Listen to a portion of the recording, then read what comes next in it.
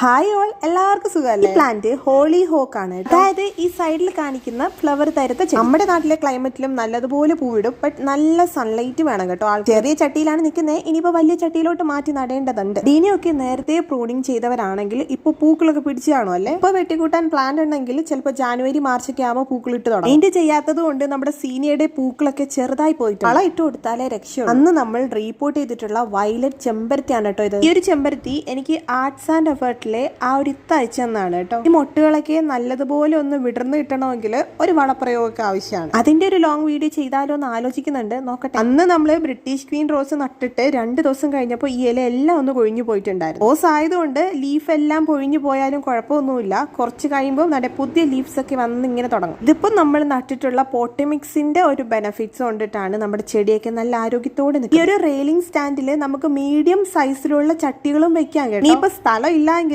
ഇതുപോലെ സെറ്റ് ചെയ്യാനും പറ്റും. ഇങ്ങനെയൊക്കെ നല്ല തകൃതിയായിട്ട് പൂക്കൾ ഇടുന്നുണ്ട്. നിങ്ങളുടെ വീട്ടിലുള്ള എല്ലാ ചെടികളും പൂക്കളൊക്കെ ഇട്ട് തുടങ്ങിയോ?